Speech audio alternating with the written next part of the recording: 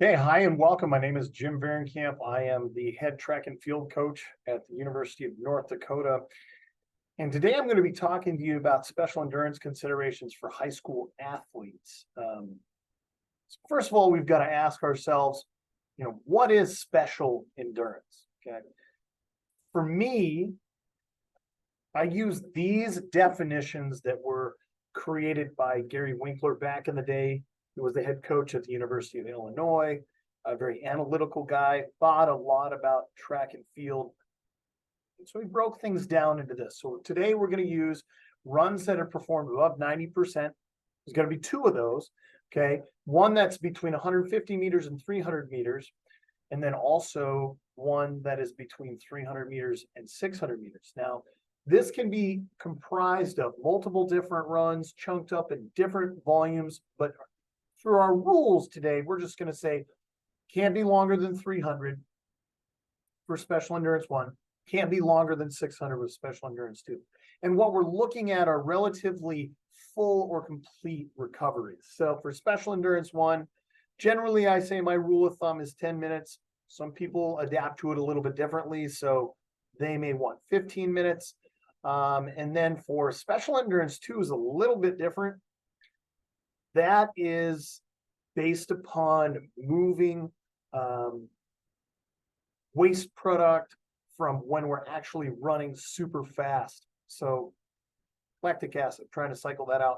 Ideally, if we're going to do 2 runs of 300 meters, or say I'm doing a workout where it's 350, 250, something like that. Okay. I want the quality of each run to be very comparable. So what I don't want is I don't want us to have a short recovery that results in a less than elite level run. So if we're looking at runs performed above 90%, your PB in the 300 is 35 seconds. I want you to come through at that same pace for 200 and for 300 on both of those runs. I don't want one of them to be compromised by truncated recoveries. So what is the purpose, okay, of doing all of this? What I've got here on the screen is we have a speed curve, and let's just assume that this is 100 meters or 200 meters, however you want to think about it. Early on in the run, you can see that the velocity increases really quickly. On the left hand, we've got velocity or bottom axis is time. And so acceleration happens, we get to a high rate of speed, and then what happens is neurological fatigue, and you get a degradation in that velocity. What we're trying to do is we're trying to practice doing this at race pace over and over and over again. And what we're trying to do is we're trying to enhance our ability, okay, to maintain that neurological quality. And really what we're trying to do is we're trying to enhance coordination. The more coordinated they are, the longer that you can produce maximal rhythms over a period of time. I always have my kids take their hands and let's just beat on our chest as fast as you can. Well, what happens is as I continue to do this over time, I lose coordination. I also lose frequency, right? And so I try to use that as context and give kids the opportunity to take that, carry it over and think about, oh, I'm running, and really what I'm doing, instead of hitting my chest, I'm hitting the ground. And as I slow down, that frequency slows down and I lose that coordination. I also lose velocity. So what we're really trying to do is we're trying to flatten that curve.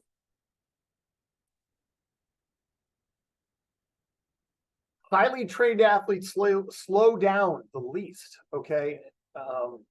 There's 2 things, okay? There's 2 pieces. If we hold acceleration to be equal, meaning that I go from 0 to 30 the same as you go from 0 to 30. If we hold max velocity equal, then next 3 10-meter segments of my run up to 60 meters are equal. The person who slows down the least from 60 to 100 in a 100-meter dash wins. In that case, it could be the fact that a person who is not the fastest person in that race wins. And that's why speed endurance is super, super important for all of us to understand. So we're, again, highly trained athletes slow down the leaks. I was talking to a young lady that I was recruiting, and I was asking her about, there's a huge discrepancy between her 60-meter time and her 200-meter time. Not so much her 100-meter time. She'd run 7:59 in the 60. She'd run 11:9 in the 100 and like 25:5 in the 200. And so my question to her was, why is your 200 so slow? And her answer to me was very simple. She just said, the furthest I can go in the winter is 30 meters. And so it's really difficult for me to prepare for a 200-meter dash, which is really, really deeply rooted in special endurance runs, to be able to run fast. That made a lot of sense to me. So similar with what we're going to run into maybe at the high school level. Excuse me.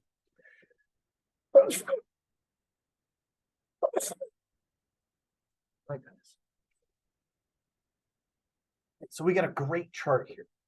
This chart is from the USATF Championships 2008. And you can see that we've got Allison Felix, Carmelita Jeter, Muna Lee, Marsha Vett Hooker, a bunch of other really, really talented people. We should be looking at down here at what are their total time. So for 200, 22.3, 22.2, 22.2, 21.8, 21.9.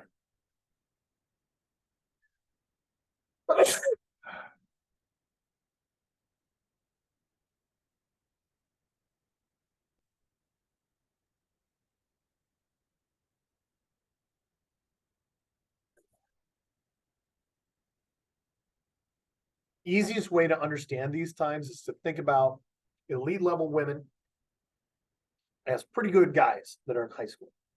So if you've got a guy that runs 21.8, you're probably pretty pleased. You think he's pretty talented. Well, in reality, you are pretty much coaching Allison Felix.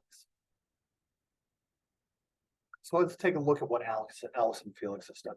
One of the things that I think is important to note is that Allison Felix is pretty much one of the fastest people in this entire race. So if you look at her 0 to 100, 11:28 here, Muna Lee right with her.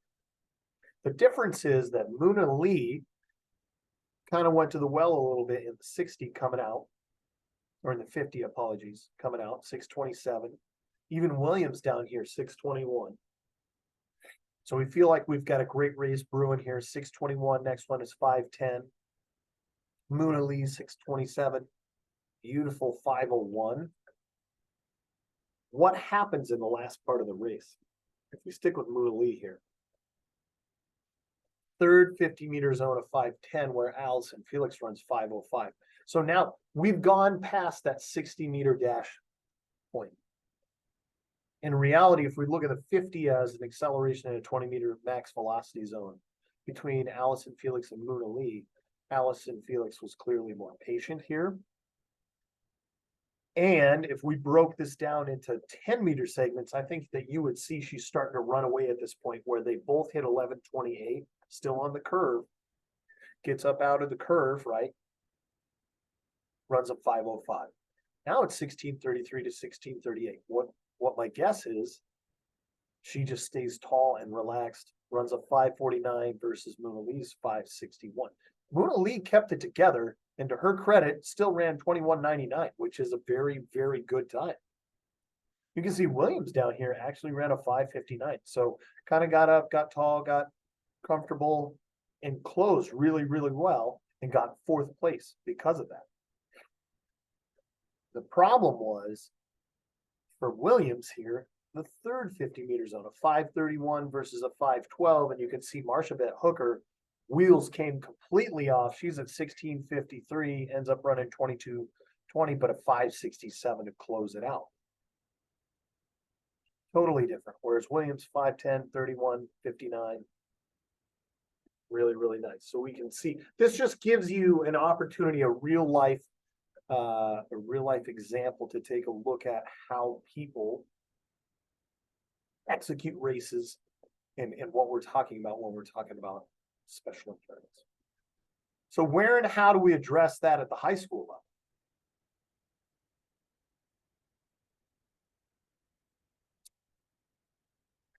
I think for us, the most important thing is to understand what is our plan comprised of. If we understand what our plan is comprised of, we're then able to manage and manipulate and change based upon the scenarios that we're presented with. Okay.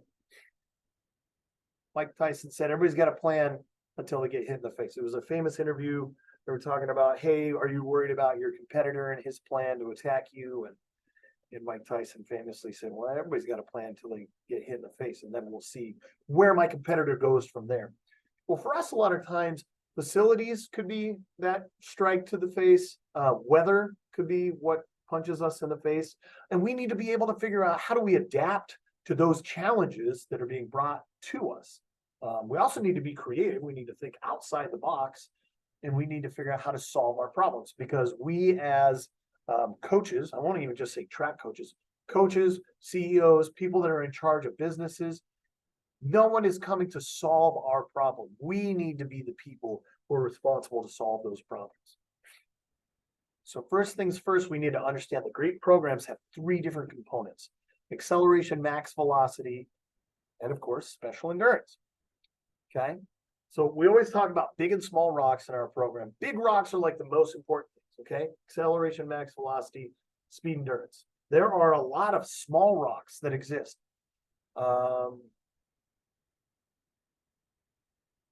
Circuit training, tempo training, sometimes different types of circuits. I would even say like the start. You know, some people are like, the start is the most important thing. And I just, for me, if it's block clearance, right? Block clearance is important, but it's 1% of the entire race, right? So block clearance is just a piece of 45 more steps. I've got to train everything, you know, not just the minutia. Dan Paff talks about big rocks in training. We need to make sure that we get the big rocks. The most important things are those in our program. Okay, notice I didn't say weight room. Weight room's not a big rock for me, especially like at the high school level. Oh, we can't get into the weight room. That's okay. To me, weight room is it's a smaller, not a small, it's a smaller rock, right? And out of the acceleration, max velocity, and special endurance, I would say the special endurance is the least understood of all of those. When I was in school, anecdotally to talk about this, even when I was in college, I'm not sure there was a lot of special endurance outside of racing that occurred in my program. Or I have a binder of all my training when I was in college, and I would, you know, I could pull it out and I'd be like, here's acceleration, here's some attempts at max velocity. I'm not even sure max velocity got touched on that much. Where's the speed endurance? There was a lot of very non-specific 80% effort run, ton of that, tons of tempo. Okay, which is, it's not bad, but it's not specific. The most important thing about special endurance work is that it is specific to the task, and the body adapts based upon the specificity of the task. So in reality, when I was doing a 600 at 80% and then coming back with 6 minutes recovery, really training more for like an 800. Okay, that's a little bit more specific for an 800. But if I was training my skills for the 100 and the 400, which were events that I competed in the decathlon, other than races, I don't think that was specifically addressed. And that goes into right here. Coaches typically emphasize fitness. My kid was not fit enough to run the 200-meter dash. To me, that's a red herring, right? That means it's like something that I'm emphasizing that's not really related to what we're doing. Okay. Runs of 200 meters and less are governed by speed, power qualities, and neuromuscular coordination. We hit on that before.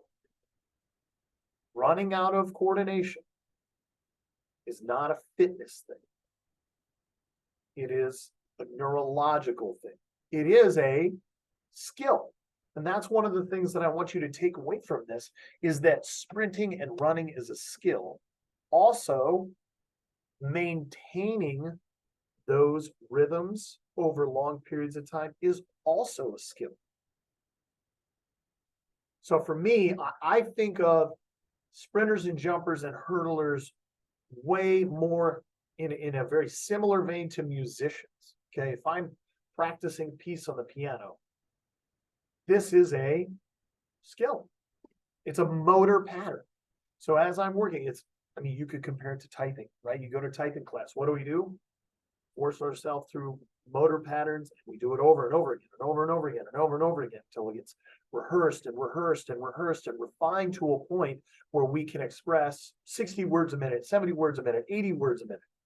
But if you haven't done it, okay, you don't have the skill, and you call upon that task, that motor ability, it's not going to be there. So we need to rehearse those things, okay? So let's talk about collegiate special endurance. I'm going to just start with that, and then we're going to talk about how do we do that at the high school level.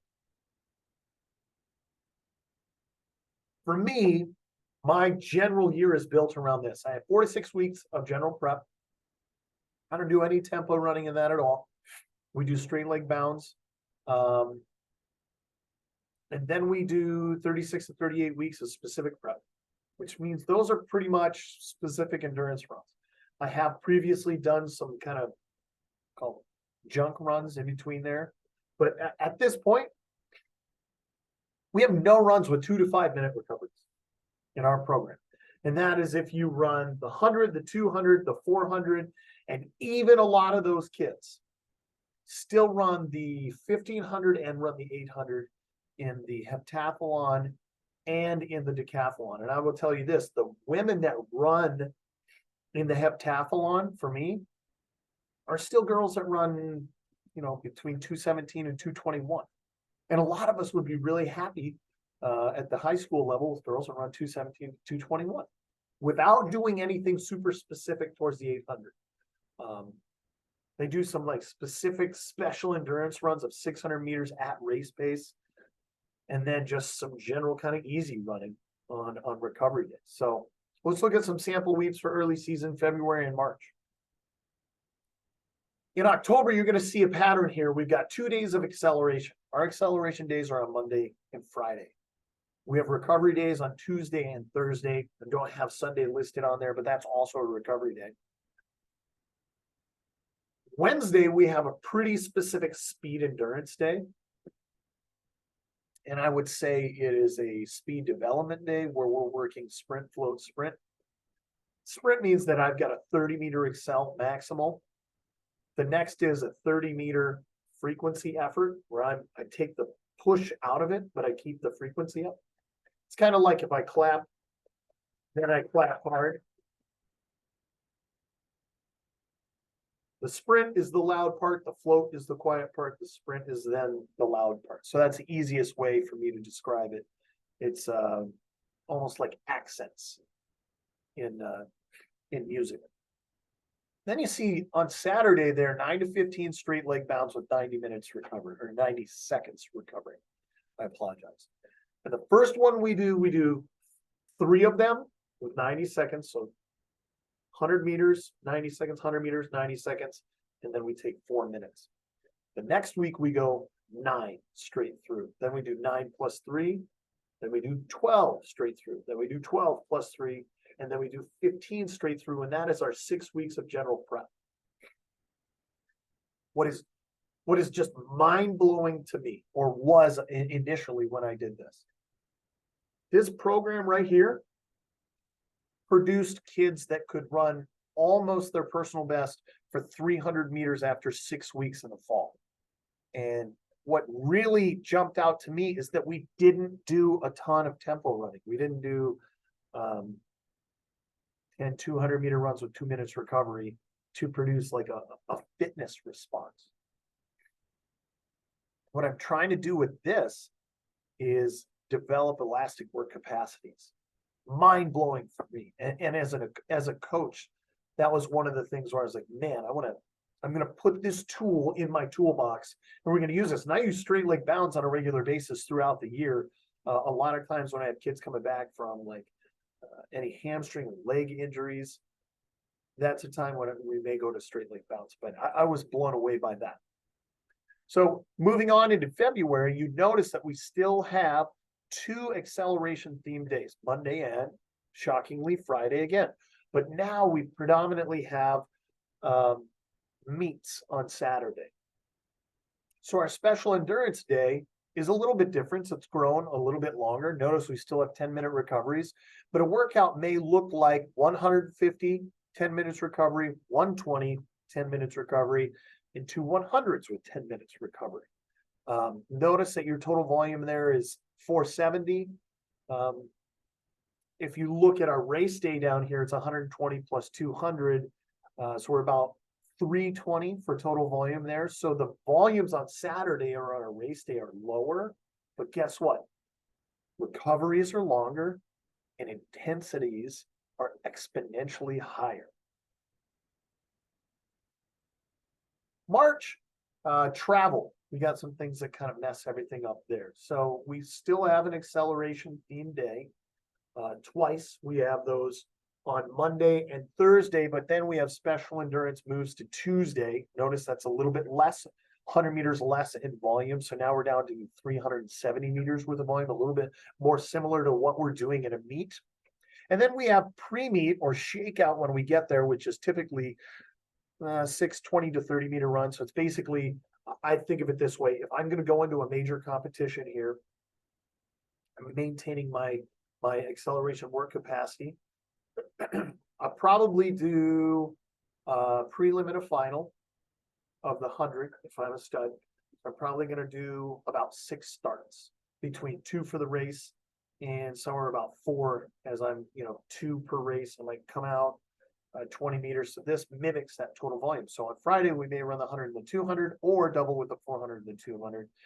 And Saturday, come back and maybe run the 4x1 and or the finals on the 100 or the 200. So volume's about 300 meters per day, 600 meters if I am a 400 meter athlete, which is a little bit different. They do a little bit longer stuff, and velocities are a little bit slower at that point. So that is the reality for them once we get into March. So let's talk a little bit about high school now. Great question. Should there be a general prep cycle? Well, I would ask you, what have your high school kids been doing?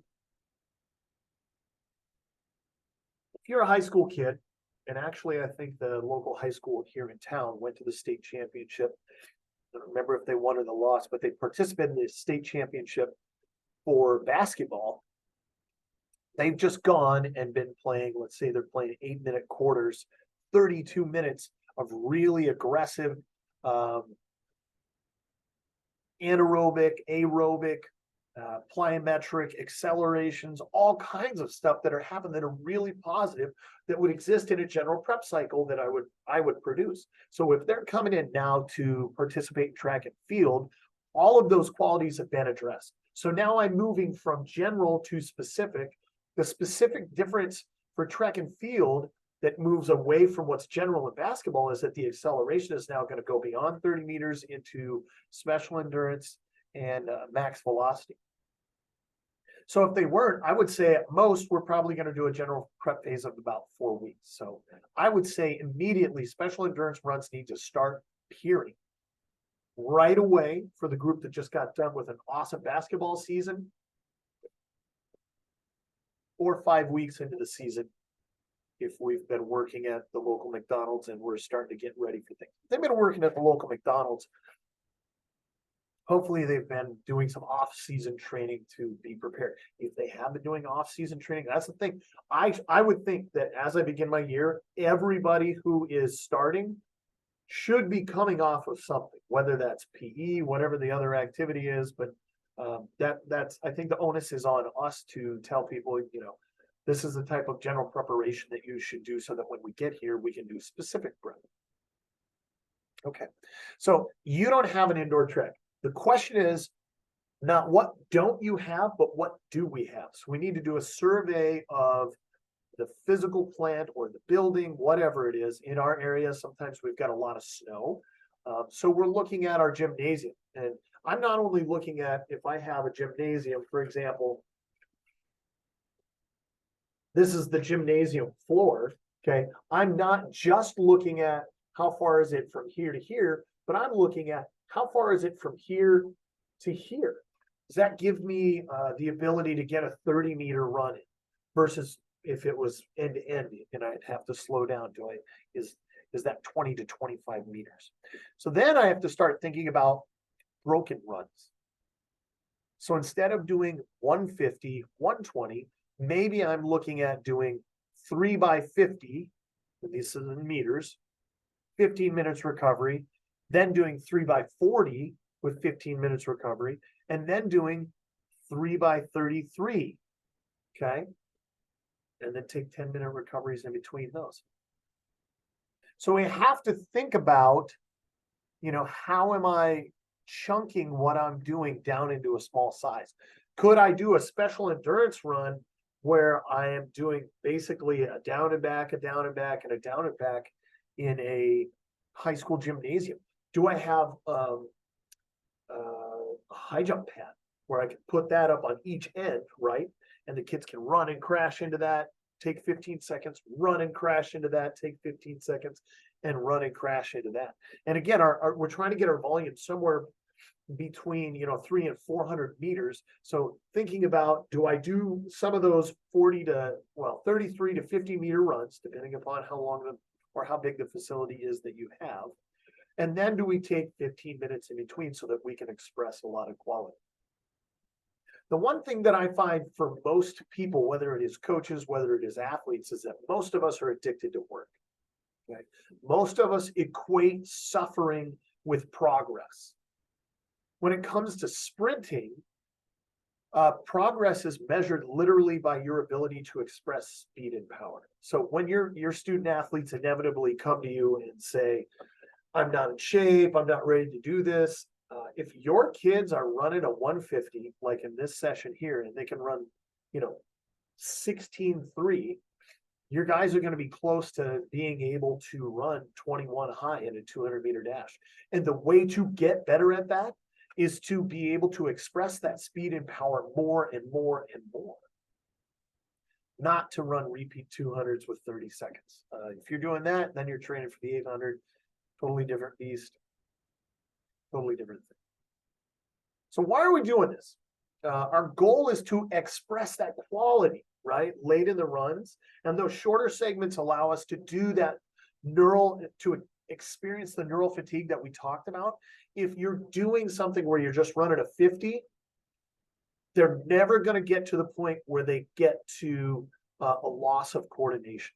If they do 50, 50, 50, 50, in the last 50, the last two 50s, you're really going to see that coordination start to come down.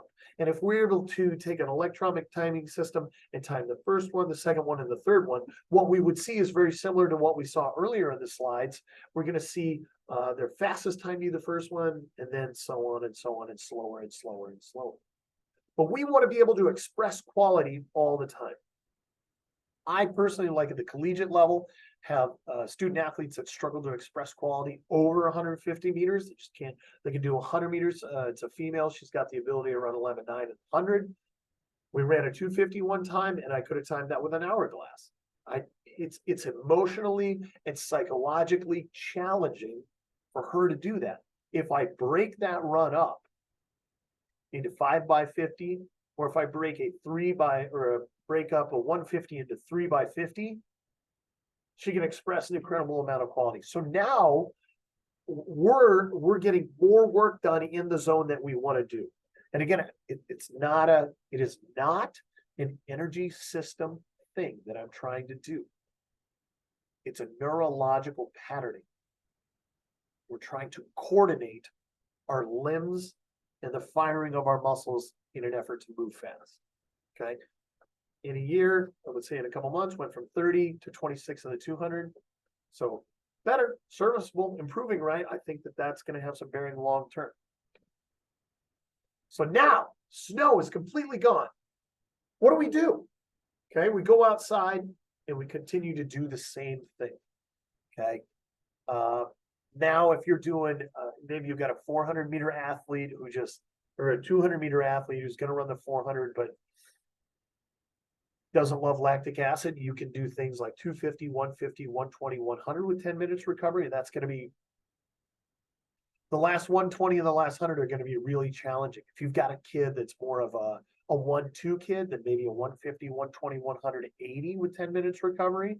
And then certainly your 400-meter group has to do a little bit more volume. And again, your recoveries are going to be a little bit longer because you're dealing with substrate production. So some 350s, the 300. And for me, the most important thing that I cue those kids, I don't really time 350 meters, but I do time 300 meters. So I'm looking at, can you get to 300 on pace and then endure and make it to 350?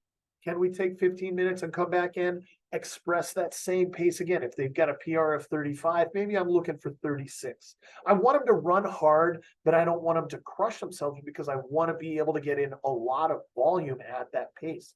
If they go out and they run 350 and they come through in 34.9, probably the rest of the workout is shot and over, which is fine. Hopefully that's a learning experience. But we're really focused on developing rhythm in that scenario. Rhythm is pace. I would put rhythm and pace together and say those are the same thing for me. If kids can pace or kids can feel rhythms and races, they're going to be able to distribute energy really, really well. And ideally, as we build these kids up, we're going to take that 300-meter pace and then finish it and look really, really strong at the end. One of the other things that probably gets forgotten a lot is that there's performance anxiety tied in with races. Okay. So is it okay that I have 3 or 4 track meets this week or 3 track meets this week? Yeah, it is, because we are programming in special endurance in the track meets. So if you do the 4x1, you do the 100, you do the 200, you do 400 meters of volume. It also involves performance anxiety. You can see on here, there's an optimal amount of stress. And I always tell kids, if you're like a 5 or 6, and you're ready to go, you're kind of excited, you're amped up, that's awesome. If you're freaking out, you're going to have really negative experiences probably in the race. But it's super important because we want them to experience performance anxiety because it's going to happen whenever they race. One of the things that I like to think about too is that as a high school coach, maybe I'm racing more early in the year. That's pretty natural, right? Because once we get to districts, regionals, and state, those track meets are going to happen once a week. As we get later in the year, clearly I'm not going to a meet on Tuesday, Thursday, and Saturday, but in the beginning of the year, maybe I am. So then the real question is, what do I do when those races get taken out? Let's talk a little bit about peaking. Peaking is physiological, psychological, and emotional in nature. Anything that you do within the last 2 weeks of your season, and in the last 2 weeks of your season may be different. I've got some bullet points down there. Tends to, especially if it's really high intensity and high in volume, take hay out of the barn. Whenever I hear kids tell me they're like, oh, we did 16 times 200 2 days before I set my PB, that's the secret workout. I kind of shake my head because I know that there was no adaptation in 2 days following the 16 by 200. What happened previously over the last month, 2 months, that's what the body has adapted to, and that's what the body is expressing at that point when they set their personal best. It's probably a byproduct of weather and their emotional and psychological state more than it is their physiological state if they had a big workout that week. So I like to time in the last 10 to 14 days what we do. We dial back intensity. We dial back, don't dial back intensity, but we dial back volume. And we have little frequent hits, typically 2 to 3 hits per week. And then we allow ourselves to race. So in the last 10 to 14 days, you still have to race, right? So if you're going to the state championship, your goal is to win the state championship. You're still going to have to race districts, still going to have to race regions to get there. But for me, I'm going to drop out all the rest of the stimulus. If we're trying to get to state, I'm also probably not going to race the 400, the 100, the 200, the 300-meter hurdles. I would be loading a kid up. It'd have to be a really special kid who's going to help us win the state track meet to do all of those things. I might say 400 is our best bet, 300 hurdles is our best bet, and one relay. So let's be rational about how we race our kids. And then it's also different for freshmen than it is for seniors. If I have a freshman, right, his goal may be like, I just want to qualify for state. Well, maybe I dial him back 2 weeks before the district or the regional, whichever one selects him to go to the state meet. The senior, I may train all the way through 2 weeks out of state, whether that's a district or a regional or a section, however it is, whatever state that you're in. So I may have multiple groups within my sprint group, if it's a 1-2 group, even in my 4x1. And maybe then you've got a really talented freshman on your 4x1. Maybe it changes for him because he's a integral part of the group on the 4x1 that's going to help you win a state championship. So maybe you have him on a program where he kind of dials things back 10 to 14 days out from the state championship. So he's on the same cycle with everybody else, maybe 3 seniors and a freshman on there. So those are some of the considerations when we look at peaking. Clearly, we're going to have less meets. Workouts then, if I'm continuing to train in the last 4 to 5 weeks of my season, need to replace those races. And we need to be rational and think, if I had gone to a race on Tuesday, if I'd gone to a race on Wednesday, let's put in a workout. Maybe we don't need 2 workouts. Maybe we need 2 acceleration workouts, 1 special endurance workout, and 1 race that week. We maybe don't need 3 hits of special endurance. We always have to also keep in mind that races are training. One of the things that a lot of coaches forget, they're like, we just have no time to train because they've got so many races. Usually what a coach means by that is, I don't have enough time to put in my 12x200 with 2 minutes recovery workout to kill everybody so that they're laying on the ground. And all my kids do is race. Well, in reality, what's happening there is your kids are getting the most specific work that they could possibly get. Good for your kids. Racing is great. But if you go and you just run the 100 every single week, I would say volumes are too low. So we're going to have to add something else in there, whether we figure out we give them some more volume by putting them on a couple of relays. That's one of the things that I do with my 2-4 group. Early in the year, we try to get a relay in.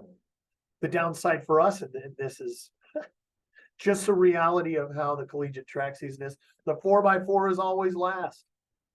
And a lot of times I don't want to stay for an extra hour or 2 hours when I could get home an hour or 2 early. We figure out a way to put the volume somewhere else. Maybe you run the 60 and the 60-meter hurdles and you run the 200 rather than add a 400, or you run the 60 and the 200 and the open 400, and we just jump the 4x4. Now, when we're at our home meets, we're there for the whole time, so we race the 4x4 every time when we go in there. But that is part of our programming and how we think about things. So racing should be done with logic and intent. You should be working with your kids to think about, when are we going to race? Tell them why. Tell them what the volumes are when they race. Like, don't hold back information from the kids that you work with. You guys should be working in a partnership to achieve success. So understanding all of this, okay, is really paramount to our ability to achieve what we want, right? Which is success, ultimately. So that's part of the reason that I'm sharing all of this information with you. You need to have a rational peaking cycle. And it might mean several different things for various athletes. It might mean less density. It's how often that you hit it. So for example, we talked about dropping out, special endurance work instead of doing Excel on Monday, meet on Tuesday, meet on Thursday, meet on Saturday. It may mean a little bit more acceleration and a little bit less special endurance. It might mean more technical work. If you got a kid that runs 100, also long jumps, also pole vaults, high jumps, who knows? You may have, the kids are talented. There was a kid that just came through that at the national championships, he won the long jump, won the hurdles, and won the triple jump, I think. So there are weird combinations out there. As also always, if you have questions, this is my email. You feel free to email me and ask me any questions that you have. This video is up on YouTube, obviously, if you're watching it. Hopefully that you are enjoying that. But email me with questions. This isn't definitive. This is not everything. This is just a survey and a thought that I had about special endurance. So any questions that you've got, feel free to ask me about, and I look forward to hearing from you about your questions.